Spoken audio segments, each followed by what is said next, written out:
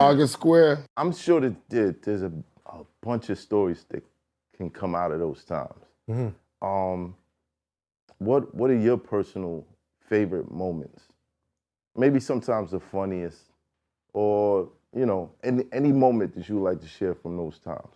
I remember when Jay-Z and Dame Dash broke up. I was doing a show on Sirius at the time. That's when Sirius first started. And there was no hip hop. We had a syndicated show that we just took to Sirius. Right. And they were like, okay, we can play here. And I remember we had Dame, and it was like Dame Dash and Jay-Z, Roc-A-Fella broke up. And I was like, how is this possible? Like, this is one of the best combinations of our era, the new era, that's ever happened. There was Russells, but this is the new time, right. and the Cold Chillins and all. And I said to Dame, like, what happened? He said, I don't know. He said, I know I can be an actor, but I don't, not to the point where we're breaking up. Right. And to me, Dame was the business behind what made, like, Jay-Z's an artist. He's not how he is now, is not how he was back then. Yes. He was more of an artist. right. He's the dopest artist back then when he's coming out, whatever.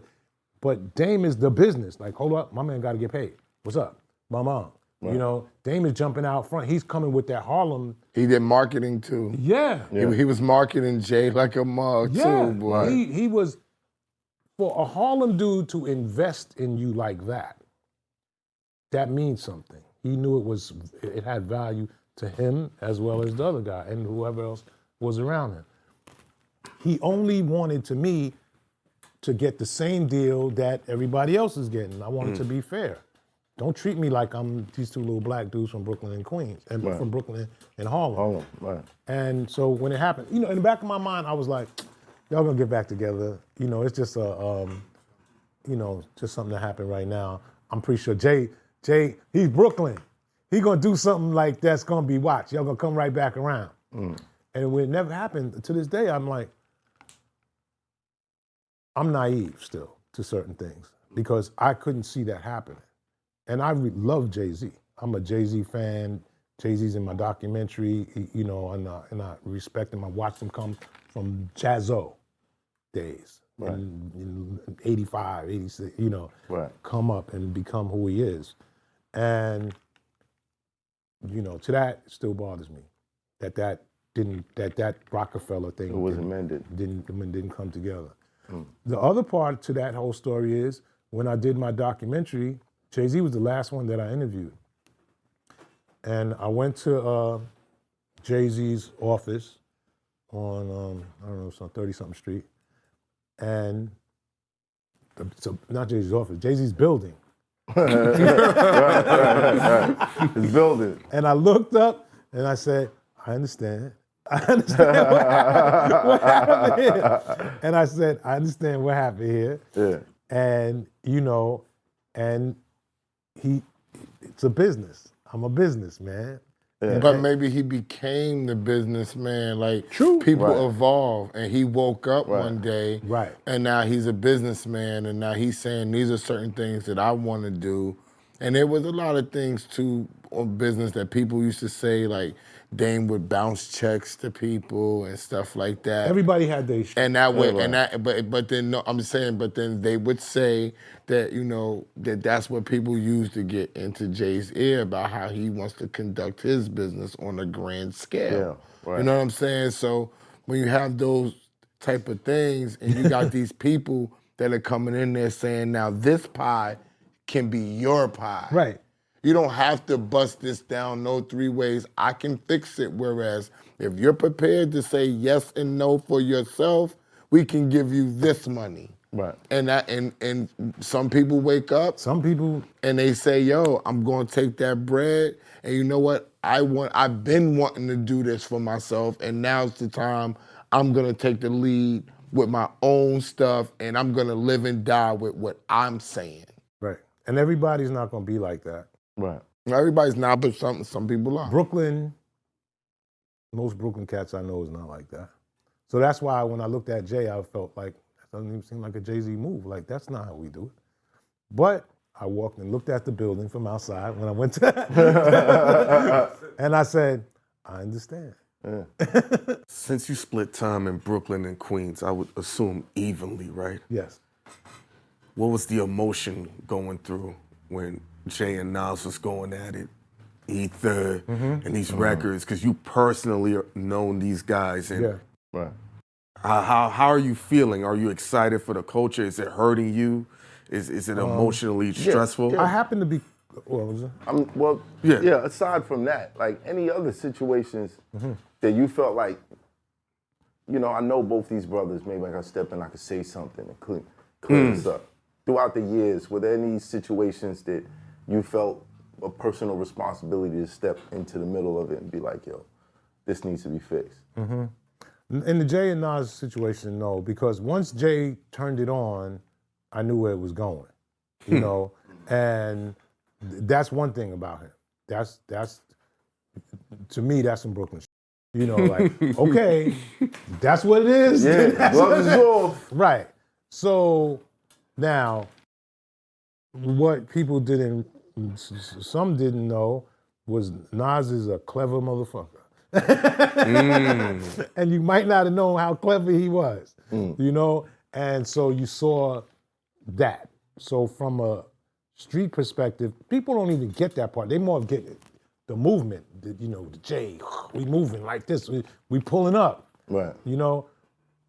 No, I was like, yeah, go ahead, pull up. I ain't gonna be out there though when you pull up. Pull up if you want to. You know? Nas is from Queens, that's what I'm saying. It's a difference. Right, what I'm dumb, stupid? You know, I ain't gonna be standing out there waiting for y'all.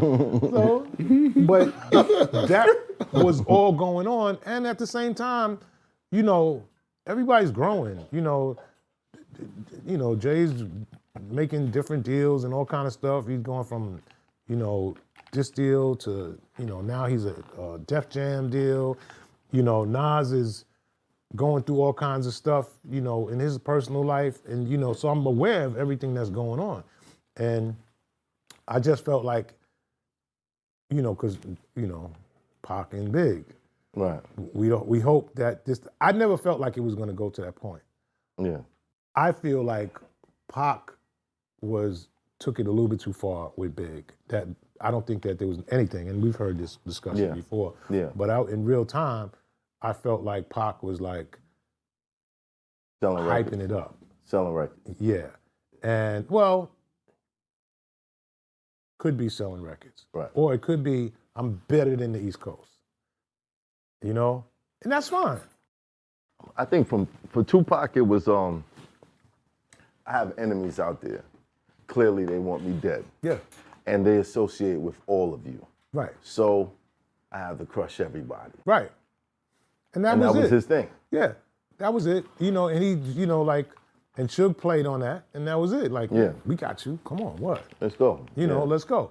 And unfortunately, the streets, you know, is what it is. Did you catch any flack the first time you played the Hit 'Em Up video? Yeah, people hated me for that. Because we were doing what we were doing, you know. Right. Did Puff call you? No, Puff never called me. Okay. But why do you think people thought that you wasn't gonna play? Because you're from New York? Right. Right.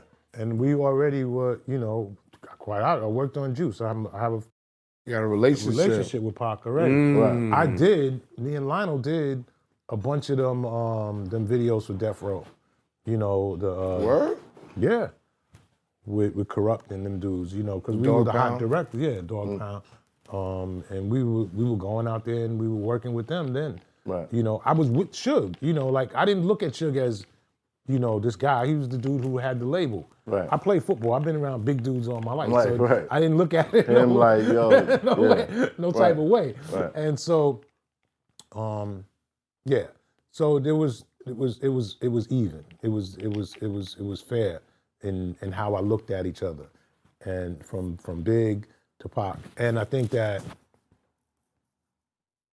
it was more like when it ended the way it ended. It was, I don't even think I realized how important that moment was. Those two artists being killed. Yeah. That would change everything. I didn't realize it, you know, because I'm coming from 15 years of hip hop before that already, Right. you know? And so I'm like, okay. And then when I look back and I see the body of work and I listen to the music and I listen to what these guys did, and I go like, wow, what would it be like if Big and Pac were still here and making records with Jay, you know, and Nas? And, you know, what would that sound like? Yeah. You know, at 50-something years old, you know, however old they are. And so, you know, it is what it is. But Wow. yeah, it was bigger than I thought. But the fans knew how big it was. Well, you said people hated you for it? No. They It didn't wasn't. hate They because they knew. But they were upset. They knew I was fair. Yeah. Well, It was tight. I used to play The Bridge Is Over. And Queensbridge was like, yo, Ralph, when we see you on site.